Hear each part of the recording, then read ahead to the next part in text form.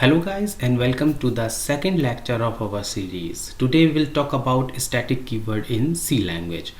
This is a very common question and the most important thing here you want to remember is the usage of static keyword in C and C++ are altogether different. So just focus what exactly the interviewer is asking, if he is asking for a static keyword in C language or a static keyword in C++ language.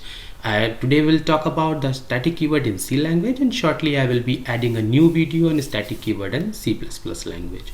So what exactly is the static keyword does in C language? The static keyword could be used either with the variables or with the functions. First I'll tell you what exactly it will do if you prepend it with a variable definition. So here as you can see, I have taken an integer variable a initialized with value 10 and I have prepended a static keyword in front of it. What exactly it is doing now? First thing is program level lifetime. This variable a is now having a lifetime up to your program level. It means if you assign it any value, it will preserve its value until your program completes its execution. Just remember, in auto variables, when you declare a variable local within a function without a static keyword, it will have its lifetime only this particular function call executes. It means as soon as the function call goes back, the variable is destroyed and its value is gone. But not in the case of static variables. It will keep its value until your program finishes its execution. The other point is initial value provided by the compiler if not initialized explicitly in program. So here it's a very simple thing. If I am not giving any value to a, if I just declare integer a and semicolon with a static prepended, then the a will have initial value as 0 that will be initialized by compiler. And as you already know, the static variables goes in data segment. If you initialize it as I am doing here, this value will go into the initialized data segment, and if I do not initialize it, static integer a semicolon only, it will go into uninitialized data segment.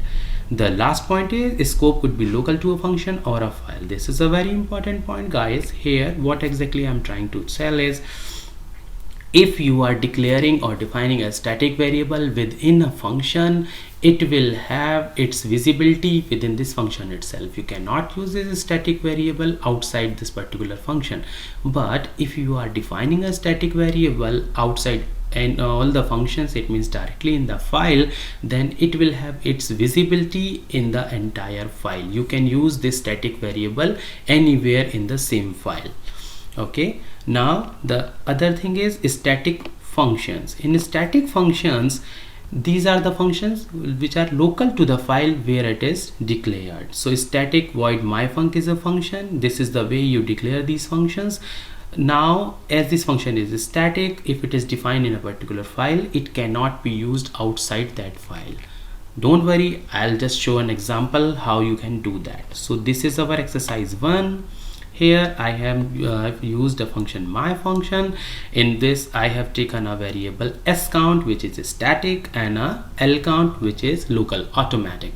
Then I am incrementing both of them and just printing current values of these. First I have called this from my main function.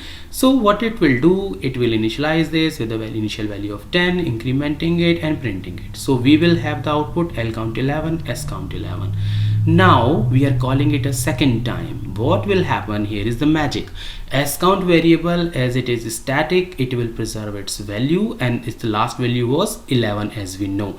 But the lcount, as it is local, it is on function stack, this value was destroyed when the function call got back the last time, and again it will start from the initial value, it means 10. So it will be incrementing once and we will have 11. On the other hand, scount was 11 last time, so it will start from the last where it left, and this is the value we will get, 12. Okay, so this is the difference.